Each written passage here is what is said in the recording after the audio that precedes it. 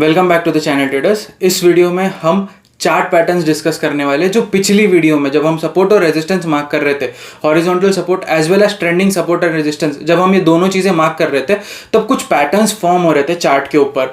किसी भी तरीके का पैटर्न था, वो डब्ल्यू पैटर्न था या फिर हेड एंड शोल्डर पैटर्न था या कोई फ्लैग एंड पुल पैटर्न था। तो ये सारे जो पैटर्न्स थे ये जब फॉर्म हो रहे थे तब मैंने आपको बोला था कि हाँ, इनका कुछ रिजेम्बलेंस होता है और इससे कुछ कंटिन्यूएशन या फिर एक ट्रेंड रिवर्सल पता चलता है। तो क्या होता है, किस तरीके से रहेगा, ये हम इस वीडियो में पूरा डिस्कस करने वाले हैं। तो हम इस वीडियो में कौन से चार्ट पैटर्न्स पढ़ने वाले हैं। सो हम जितने बेसिक चार्ट पैटर्न्स जो आप सब लोगों को काम आने वाले हैं, ऑलमोस्ट 10 पैटर्न्स हम इस वीडियो में डिस्कस करेंगे। शायद ये पैटर्न्स आपको गूगल पे जरूर मिल जाएंगे, बट इस वीडियो में मैं आपको उसको एग्जैक्टली एक्सप्लेन करूंगा कि क्यों, व्हाट इज द रीजन कि वो रिवर्सल या फिर कंटिन्यूएशन क्यों आता है, वो पैटर्न किस तरीके से फॉर्म होता है, वो पैटर्न क्यों फॉर्म होता है। सो हमारा फर्स्ट पैटर्न है head and shoulder pattern. Head and shoulder pattern में क्या होता है, किसी एक प्राइस से वो स्टॉक ऊपर जाता है, फिर किसी एक प्राइस पे आता है, फिर वहां से कहीं और जाता है, ब्रेकआउट देता है, बट वो ब्रेकआउट सस्टेन नहीं हो पाता है, तब वो और नीचे आता है, फिर से एक और लेवल लेता है, फिर से किसी एक लेवल से रेजिस्टेंस लेता है और फिर वो सपोर्ट लेता है। ठीक है, but head and shoulder pattern में ना दो तरीके के पैटर्न है। पहला जो उसका normal head and shoulder pattern है और एक है inverted head and shoulder pattern. Normal head and shoulder pattern ये आपको बेरिश ट्रेंड देगा और जो inverted head and shoulder pattern ये आपको बुलिश ट्रेंड देगा। अब इसको एनालाइज कैसे करें, इसका रिजेम्बलेंस क्या है एग्जैक्टली। अब कोई एक स्टॉक था जो 100 रुपीज पे था, ठीक है, बट उसका रेजिस्टेंस लेवल 120 रुपीज पे है, मतलब 100 रुपीज से वो 120 गया, वहां से रेजिस्टेंस लेके वो फिर से सपोर्ट लेवल पे आया, दैट इज 100 रुपीज। मतलब this is the second time उसने 100 रुपीज की लेवल टच करी है। इसके बाद में वो 120 की तरफ जा रहा है, बट इस बार 120 से उसने ब्रेकआउट दिया है, वहां पे रेजिस्टेंस नहीं लिया, वहां से ब्रेकआउट दिया और वो 130 या 140 तक चला गया। फॉर एग्जांपल 140 तक चला गया, बट उसके बाद वो वहां से फिर रेजिस्टेंस लिया and it came back to the support zone. मतलब जो हमारा 100 रुपीज का सपोर्ट जोन था वहां पे वो फिर से आया। मतलब फर्स्ट टाइम 100 रुपीज से 120 गया, 120 से फिर 100 आया, 100 से अब 140 जाके फिर 100 रुपीज पे आ रहा है। अब इसने थर्ड टाइम तो सपोर्ट टेस्ट किया है, बट यहां से भी वो एक और बार ऊपर जाने की कोशिश करता है। अब यहां पे क्या हुआ, जिन लोगों ने ऊपर, मतलब जब उसने ब्रेकआउट दिया था, जब इस ब्रेकआउट पे लोगों ने ट्रेड लिया था, बट ये ब्रेकआउट जब फेल हो गया तो अब ये लोग क्या करेंगे, वापस इस ब्रेकआउट के लेवल पे आएगा तब ये लोग इसको सेल कर देंगे। तो यहाँ पे क्या हुआ, जो 120 वाली लेवल थी, जो पहले ब्रेकआउट लेवल थी और यहाँ पे बहुत लोगों ने एंट्री ली थी, अब इस लेवल पे जिन लोगों ने एंट्री ली थी वो अपनी पोजीशंस बुक करने के लिए आएंगे कि भाई इस लेवल तक आ जाए, हम हमारी पोजीशंस एग्जिट करके बाहर निकल जाएंगे। तो पहले 120 गया, फिर 100 आया, 100 से फिर से एक बार ब्रेकआउट दिया, 140 तक गया, बट ब्रेकआउट सस्टेन नहीं किया। मोस्टली ब्रेकआउट फेल होते हैं। तो अब ये ब्रेकआउट फेल हो गया और वापस से सपोर्ट लेवल पे आया, बट सपोर्ट लेवल पे आने के बाद उसने फिर से एक बार अप ट्रेंड देने की कोशिश करी, बट जहां पे बायर्स बैठे थे अब वो उसी लेवल पे फिर से सेलर्स आ गए कि जिन्होंने उस लेवल पे लॉन्ग पोजीशन बनाई थी और उनका पोजीशन लॉस में गया था, वो लोग उस लेवल पे अपनी पोजीशंस एग्जिट कर देंगे। तो मतलब वापस से उसने 120 पे रेजिस्टेंस लिया और वापस 100 रुपीज के सपोर्ट जोन पे आ गया। मतलब अब इसने 4th टाइम सपोर्ट टेस्ट किया है, और जनरली जब कोई भी stock 4th time support test करता है तो वहां से वो एक ब्रेकडाउन ही देता है। ठीक है, सो मतलब ये कुछ हेड, मतलब एक तरफ शोल्डर हुआ, एक तरफ हेड हुआ और फिर से शोल्डर फॉर्म हुआ। मतलब जिस तरीके से हमारे शोल्डर्स नीचे होते हैं और हेड ऊपर होता है, उसी तरीके से शोल्डर फॉर्म हुआ, फिर हेड फॉर्म हुआ और फिर से शोल्डर फॉर्म हुआ, और उसके बाद में वो स्टॉक बेरिश ट्रेंड दिया। अब इसी का वाइस वर्सा जो होगा, that is inverted head and shoulder. मतलब किसी एक लेवल पे वो बार बार रेजिस्टेंस ले रहा है। अब 100 रुपीज से स्टार्ट हुआ, 80 रुपीज तक आया, 80 रुपीज पे बाइंग हुई, फिर से उसने 100 रुपीज की लेवल टेस्ट करी, अब 80 रुपीज पे वापस आया, बट यहां पे जब उसने ब्रेक डाउन दिया तो जो अब ये सपोर्ट जोन था ये ब्रेक डाउन हुआ, तो यहां पे सेलर्स ने उस स्टॉक को सेल कर दिया, बट वो थोड़ा सा नीचे गया, वहां पे प्रॉफिट बुकिंग हुई थोड़ी सी, बट जिन्होंने प्रॉफिट बुक नहीं किया था, कुछ और टारगेट रखा था, उनके लिए लॉस हो गया जब वो वापस 100 रुपीज पे आ गया। मतलब जिन्होंने 80 पे शॉर्ट पोजीशन बनाई थी उनके लिए 100 रुपीज पे तो लॉस हो गया, बट अब जब वापस वो 80 रुपीज आएगा तो ये 80 रुपीज पे शॉर्ट करने वाले लोगों ने उस पोजीशन को स्क्वायर ऑफ कर दिया, एग्जिट कर दिया। मतलब यहाँ पे कुछ इन्वर्टेड तरीके से हेड एंड शोल्डर फॉर्म हुआ। अब इसका मतलब क्या, पहले वाले हेड एंड शोल्डर में मार्केट नीचे गया, इन्वर्टेड वाले इसमें मार्केट एक बुलिश ट्रेंड देगा। तो इस तरीके से कुछ हेड एंड शोल्डर पैटर्न होता है। अब इसको रियल लाइफ में किसी एक स्टॉक में किस तरीके से अप्लाई करना है तो आप इस चार्ट के ऊपर देख सकते हो। इसमें मैंने आपके लिए एक head and shoulder pattern form किया है और उसके बाद जो भी मार्केट का रिवर्सल आया है या फिर कंटिन्यूएशन आया है वो मैंने इसमें बताया। और अब ये रहा आपके लिए एक inverted head and shoulder pattern.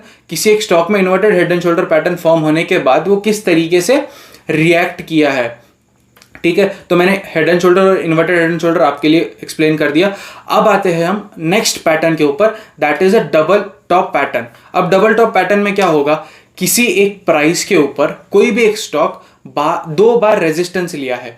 For example 100 rupees से कोई स्टॉक बाय के लिए स्टार्ट हुआ, 120 रुपीज पे रेजिस्टेंस लिया, फिर से वो 100 रुपीज आया और फिर से एक बार वो 120 पे गया, रेजिस्टेंस लिया और फिर से 100 रुपीज आ गया। मतलब यहां पे उसने सेम लेवल पे दो बार रेजिस्टेंस लिया है और थर्ड टाइम नीचे सपोर्ट ले रहा है। अब यहां पे जनरली ये होता है जो नीचे का नेकलाइन था दैट वाज जो हमारा सपोर्ट जोन था, इसी को हम नेकलाइन बोलेंगे। हेड एंड शोल्डर पैटर्न में भी हम जो हमारा सपोर्ट जोन रहेगा उसको नेकलाइन बोलेंगे और इन्वर्टेड वाले इसमें जो हमारा रेजिस्टेंस जोन रहेगा उसको हम नेकलाइन बोलेंगे। अब डबल टॉप पैटर्न में क्या हुआ, जहां पे उसने बार बार सपोर्ट लिया था वो हमारे लिए नेकलाइन बन गया। अब जब ये नेकलाइन का ब्रेक आएगा तब हम एक शॉर्ट साइड ट्रेड बनाएंगे।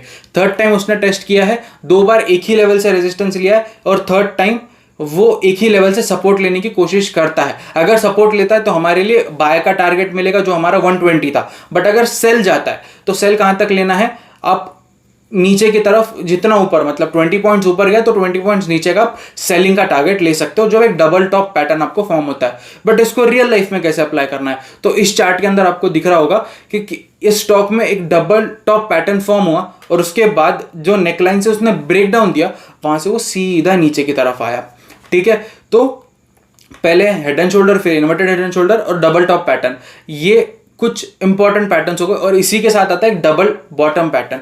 जैसे डबल टॉप में था, किसी एक लेवल से दो बार सेम लेवल से रेजिस्टेंस लिया और नीचे आने की कोशिश किया और थर्ड टाइम उसने ब्रेक डाउन दे दिया, या फिर ब्रेक डाउन नहीं दिया तो फिर से सपोर्ट लेके वापस उसी लेवल पे वो रेजिस्टेंस लेने की कोशिश करेगा। बट डबल बॉटम पैटर्न उसी का रिवर्सल है, कुछ नहीं। डबल बॉटम में क्या हुआ, फॉर एग्जाम्पल स्टॉक 100 रुपीज से स्टार्ट हुआ, 80 रुपीज पे आया, फिर से 100 रुपीज गया, फिर से 80 रुपीज आया और थर्ड टाइम वो 100 रुपीज पे रेजिस्टेंस लेने की कोशिश किया। अब यहां से क्या होगा, वो थर्ड टाइम या तो ब्रेकआउट दे देगा, ब्रेकआउट देगा तो हमको कितना टारगेट मिलेगा, जितना नीचे 20 पॉइंट का टारगेट था उतना ही हम ऊपर एक 20 पॉइंट का टारगेट लेके चलेंगे। बट अगर नीचे आता है तो हमारे पास एक जोन बना हुआ है कि इसी जोन में वो वापस आएगा। बट जनरली जब डबल टॉप पैटर्न फॉर्म होता है तब एक बेरिश ट्रेंड मिलता है और जब डबल बॉटम पैटर्न फॉर्म होता है तो हमको एक बुलिश ट्रेंड मिलता है। इसी के साथ हमारे तीन मेजर इंपॉर्टेंट पैटर्न्स खत्म होते हैं, पहला हेड एंड शोल्डर, फिर एक डबल टॉप पैटर्न और डबल बॉटम पैटर्न। तो ये कुछ पैटर्न्स थे जो आपको डेली लाइफ में 100% काम आएंगे, ठीक है। इस स्टॉक में आपको दिख रहा होगा कि किस तरीके से एक डबल बॉटम पैटर्न फॉर्म होने के बाद मार्केट एक अप ट्रेंड में गया, मतलब एक बुलिश मार्केट मिला है हमको, ठीक है। अब आते हैं हम नेक्स्ट पैटर्न के ऊपर, that is a rounding bottom pattern. अब राउंडिंग बॉटम पैटर्न फॉर्म किस तरीके से होता है, कोई भी एक स्टॉक जब एक अप ट्रेंड में है बट एक रिट्रेसमेंट करने के लिए वो नीचे आता है। फॉर एग्जाम्पल स्टॉक 100 रुपीज से स्टार्ट हुआ, 150 रुपीज तक चला गया, बट 150 से वो 140 आया, 140 से 40 आया, 140 से 135 आया और यहां से उसने फिर से रिवर्सल स्टार्ट कर दिया। अब वो 140, मतलब पहले 150 से 145 आया, 140 गया, 135 गया, अब वापस 140, 145, 150 एंड ब्रेकआउट।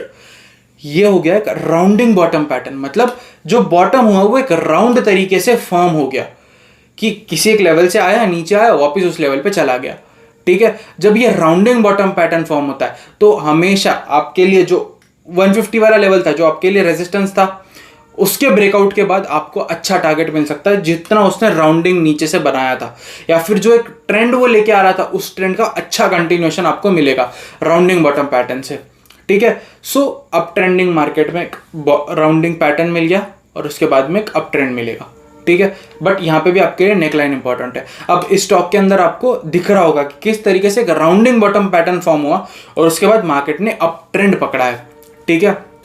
अब हम आते हैं नेक्स्ट पैटर्न्स के ऊपर, that is the wages pattern.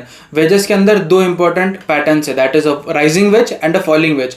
जब राइजिंग वेज फॉर्म होता है तो एक बेरिश मार्केट मिलता है उसके बाद, और एक जब फॉलिंग वेज मिलता है उसके बाद आपको एक बुलिश मार्केट मिलता है उसके ब्रेकआउट के बाद, ठीक है। अब एग्जैक्टली राइजिंग वेज और फॉलिंग वेज होता क्या है, अब आते हैं हम सबसे पहले pattern, that is a rising veg pattern के ऊपर। अब राइजिंग वेज में क्या होता है, मार्केट एक हायर हाइज और हायर लोज बनाते जाता है, और आप इसको एक ट्रेंड लाइन मार्क करते हो, हायर हाइज और हायर लोज को मिला के एक ट्रेंड लाइन बनाते हो आप।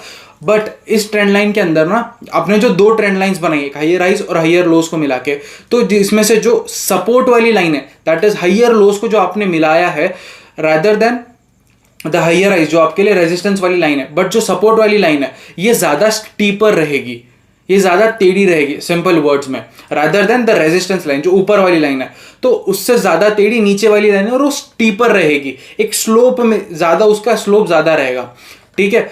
तब जब ये वाला पैटर्न फॉर्म होगा तो इसके सपोर्ट जोन के ब्रेकडाउन पे हमको एक बेरिश ट्रेंड मिलेगा, जो हमारे लिए वो जो हायर लोज बना रहा था, जैसे ही वो ब्रेकडाउन देगा उसकी ट्रेंड लाइन, तो हमारे लिए बेरिश मार्केट मिलता है। तो ये जनरली वो पैटर्न का फॉर्मेशन होता है कि इससे जब भी एक राइजिंग वेज फॉर्मेशन होता है तो एक बेरिश मार्केट मिलता है। तो अब इस स्टॉक में देख सकते हो कि एक मार्केट के अंदर एक राइजिंग वेज फॉर्मेशन हुआ और उसके बाद मार्केट ने एक डाउन ट्रेंड दे दिया। तो इस तरीके से कुछ आपको राइजिंग वेज पैटर्न आपको काम आएंगे। अब आते हैं हम फॉलिंग वेज के ऊपर। जैसे राइजिंग वेज में मार्केट हायर हाइज और हायर लोज बना रहा था, अब फॉलिंग वेज में लोअर लोज और लोअर हाइज बनाएगा मार्केट। तो लोअर लोज को आप सपोर्ट जोन पकड़ोगे और लोअर हाइज को आप एक रेजिस्टेंस जोन मार्क करोगे। बट जैसे राइजिंग वेज के अंदर जो उसका सपोर्ट जोन था वो ज्यादा स्टीपर था देन रेजिस्टेंस जोन, बट जो हमारा फॉलिंग वेज है उसके अंदर जो सपोर्ट जोन है उससे ज्यादा स्टीपर रहेगा रेजिस्टेंस जोन, मतलब रेजिस्टेंस जोन का स्लोप थोड़ा ज्यादा रहेगा rather than the support zone. मतलब यहां से रेजिस्टेंस का ब्रेकआउट ज्यादा जल्दी आने का चांस है। जब भी रेजिस्टेंस का ब्रेकआउट आएगा तो आपको एक अप ट्रेंड मिलेगा और अच्छा खासा आप अप ट्रेंड ले सकते हो। जितना उसने एक डाउन ट्रेंड पहले दिया था उतना आप अप ट्रेंड एक अज्यूम कर सकते हो। तो फॉलिंग वेज में आपको क्या करना है, सिंपली उस रेजिस्टेंस जोन के ऊपर आपको जब भी ब्रेकआउट आएगा आपको बाय करना है और एक टारगेट अच्छा मिल सकता है। अब इस चार्ट के अंदर आप देख सकते हो कि जब एक फॉलिंग वेज फॉर्मेशन हुआ तो उसके रेजिस्टेंस के ब्रेकआउट के बाद आपको एक अच्छा अप ट्रेंड मिला है। So very simple. अब आते हैं हम नेक्स्ट पैटर्न के ऊपर। नेक्स्ट पैटर्न है कप एंड हैंडल पैटर्न, ठीक है। इस पैटर्न में कुछ नहीं है, सिंपली राउंडिंग बॉटम पैटर्न और वेजेस का कंबाइन है, एक कॉम्बिनेशन है इन दोनों का। और जब भी इन दोनों के बीच से ब्रेकआउट आता है तो ये एक अच्छा अप ट्रेंड देता है। जितना डाउन ट्रेंड नीचे से शुरू हुआ था अप ट्रेंड, एक राउंडिंग बॉटम पैटर्न फॉर्म हुआ, उसके बाद एक वेज भी फॉर्म हो गया और यहाँ से ब्रेकआउट के साथ अच्छा टारगेट हमको मिल सकता है। तो कप एंड हैंडल पैटर्न में क्या है, जैसे एक राउंडिंग बॉटम में राउंड बना था और वेजेस में एक फॉलिंग वेज के अंदर एक मार्केट नीचे की तरफ आया था और यहां से ब्रेकआउट होने पे अच्छा बड़ा टारगेट आप ले सकते हो। इस तरीके से कुछ कप एंड हैंडल फॉर्मेशन बनता है, ठीक है। अब इस चार्ट के अंदर आप देख सकते हो कि मार्केट में कप एंड हैंडल फॉर्मेशन हुआ और उसके बाद एक अप ट्रेंड मिला है। Very simple. हमारे major patterns that is head and shoulder, inverted head and shoulder, double bottom, double top, उसके बाद राउंडिंग बॉटम, वेजेस में फॉलिंग वेज, राइजिंग वेज और उसी के साथ में कप एंड हैंडल फॉर्मेशन। हमने इतने पैटर्न्स अभी तक कंप्लीट किए। अब आते हैं हम नेक्स्ट पैटर्न के ऊपर, that is a flag pattern. Flag pattern में क्या होता है, एक मार्केट अप ट्रेंड में होता है और उसके बाद एक फॉलिंग वेज का फॉर्मेशन फॉर्म होता है या फिर किसी भी तरीके से एक रेंज में मार्केट कंसोलिडेट करने की कोशिश करता है। या तो वो फॉलिंग वेज हो सकता है या तो फिर दो हॉरिजॉन्टल लाइंस के बीच में एक फ्लैग की तरह वो कंसोलिडेट करने की कोशिश करता है। तो इसमें क्या होता है, एक फ्लैग हो गया जहां पे मार्केट एक अप ट्रेंड था और उसके बाद कंसोलिडेशन जोन आया। और जनरली जब flag and pole pattern form होता है तो यहां से एक ब्रेकआउट ही आता है। अब फ्लैग एंड पोल पैटर्न में क्या हुआ कि मार्केट अप ट्रेंड में आया, कंसोलिडेट हुआ और अप ट्रेंड हुआ। सेम इसी तरीके से एक inverted flag and pole pattern form होता है जब मार्केट डाउन ट्रेंड में होता है, कंसोलिडेशन होता है और ब्रेक डाउन होता है, ठीक है। तो फ्लैग एंड पोल पैटर्न में हमको इंपॉर्टेंट है, अगर वो एक normal flag and pole pattern है तो हमारे लिए रेजिस्टेंस का ब्रेक हमारे लिए सबसे ज्यादा इंपॉर्टेंट है। बट अगर सपोर्ट का ब्रेक करता है तो वो जहां से वो अप ट्रेंड स्टार्ट हुआ था वहां तक आप टारगेट ले सकते हो। बट अगर वो रेजिस्टेंस को ब्रेक करता है, तो जितना वो नीचे से ऊपर आया था सेम अमाउंट आप ऊपर की तरफ अज्यूम कर सकते हो कि ये इतना और ऊपर जा सकता है। और जब एक inverted flag and pole pattern form होता है तो वो एक बेरिश ट्रेंड को कंटिन्यूएशन देता है। इसमें सपोर्ट जोन टूटेगा, आपको बड़ा टारगेट मिलेगा। अगर वो ऊपर वाला जोन टूटता है तो आप एक नॉमिनल टारगेट ले सकते हो, ठीक है। सो इस तरीके से flag and pole and inverted flag and pole pattern भी हमारा खत्म होता है। सो इस चार्ट के अंदर आप देख सकते हो किस तरीके से एक flag and pole pattern form हुआ और एक ब्रेकआउट आया, और same inverted flag and pole pattern form हुआ और एक ब्रेकडाउन आया, ठीक है। सो इन दो पैटर्न्स के बेसिस के ऊपर आपको ट्रेड करना है। अब हम आते हैं ट्रायंगल पैटर्न्स के ऊपर, ठीक है। अब ट्रायंगल पैटर्न मतलब क्या, जब एक मार्केट एक ट्रेंड लाइन बना रहा है, एक लोअर हाइज और हायर लोज बना रहा है, एक ट्रायंगल बना रहा है किसी भी तरीके का, वो असेंडिंग हो सकता है, डिसेंडिंग हो सकता है, सिमेट्रिकल ट्रायंगल हो सकता है, किसी भी तरीके का ट्रायंगल हो सकता है। जब एक ट्रायंगल पैटर्न फॉर्म हो रहा है, फॉर एग्जांपल 100 से स्टार्ट हुआ, बेरिश ट्रेंड दिया, 80 तक गया, फिर से एक अप ट्रेंड आया, 90 तक गया और यहाँ पे 85 तक आया। तो जब भी कोई स्टॉक लोअर हाइज बनाता है और हायर लोज बनाता है तो उसने एक ऊपर से डाउन ट्रेंडिंग एक ट्रेंड लाइन दी और नीचे से एक अप ट्रेंडिंग ट्रेंड लाइन दी। तो हमारे लिए क्या सिंपल है, जब इसका ब्रेकआउट आएगा या ब्रेकडाउन आएगा हमको ट्रेड मिल सकता है। तो जब एक ट्रायंगल पैटर्न फॉर्म होता है तो एक अप ट्रेंड या डाउन ट्रेंड की अच्छी प्रोबेबिलिटी बनती है, बट जनरली जिस साइड भी ब्रेकआउट आएगा वेट फॉर अ कंफर्मेशन, मतलब उसको रिटेस्ट करने दो उस लेवल के ऊपर और उसके बाद आप बाय करो। और ये चीज़ आप हर पैटर्न में फॉर्म एक एक्सेप्ट कर सकते हो कि रिटेस्ट करने वो स्टॉक आ सकता है। अगर आप उसके ब्रेकआउट या ब्रेकडाउन पे ट्रेड लेते हो और वो वापस से अगर आपके निगेटिव जाता है तो वेट फॉर द लेवल जो जहाँ से आपने ट्रेड लिया था। अगर वो उसके नेकलाइन पे या फिर जहाँ से उसने ब्रेकडाउन दिया है वहाँ पे अगर वो रिटेस्ट करता है तो आप रुकिए, उस कैंडल को उसके ऊपर क्लोज होने दीजिए। अगर उससे ऊपर क्लोज होता है तो आप आपका ट्रेड एग्जिट कर सकते हो, बट अगर उससे ऊपर क्लोज नहीं होता है तो वो आपको बस एक रीटेस्टिंग लेवल है और वहां से वो नीचे की तरफ आने वाला है या ऊपर की तरफ, जिस साइड भी आपका ट्रेड है according to the patterns. Same इस जो ट्रायंगल पैटर्न है इसमें क्या हुआ, लोअर हाइज और हायर लोस का फॉर्मेशन, और इसमें से ब्रेकआउट या ब्रेकडाउन हुआ तो आपको ट्रेड मिल सकता है। सो this was all for this video. I hope आपको ये वीडियो बहुत अच्छा पसंद आया होगा और इसके नेक्स्ट वीडियोस में मैं आपके लिए एक स्ट्रैटेजी लेके आऊंगा। Next video will be a strategy video, तो इस वीडियो को शेयर करो, जिनको चार्ट पैटर्न्स नहीं पता उन तक ये वीडियो को पहुंचाओ। और उसके बाद नेक्स्ट वीडियो जो हमारी स्ट्रैटेजिकल वीडियो होने वाली है, ये वीडियो को हमको पहुंचाना है ज़्यादा लोगों तक, तो you have to inform your friends and family कि ऐसी कोई वीडियो आने वाली है जिसके अंदर कुछ स्ट्रैटेजी शेयर होने वाली है। तो this is the first video of strategy. Almost मैं आपके सामने 5 से 6 स्ट्रैटेजीज लाऊंगा, तो ये पहली स्ट्रैटेजी है जो मैं आप लोगों तक लाऊंगा, पहली वीडियो स्ट्रैटेजी की, ठीक है। सो अभी तक मैंने बहुत अच्छे से एक्सप्लेन करने की कोशिश करी है। आई होप आपको ये वीडियो ज़रूर पसंद आया होगा, और अगर आपको ये वीडियो पसंद आया है तो इस वीडियो को लाइक करके जाइए, चैनल को सब्सक्राइब करके जाइए, और इस वीडियो को जितना ज़्यादा आप शेयर कर सकते हो आपके साइड से आप इस वीडियो को शेयर करिए। So this was all from my side. Thank you for listening में दिस लॉन्ग, ऑलमोस्ट 20-25 मिनट्स की वीडियो हो चुकी है। So a very big thanks to you all कि आपने इतनी वीडियो पूरी देखी है, एंड आई होप आपको ये वीडियो पसंद आई होगी, and thank you for watching. Happy trading to you all guys, bye.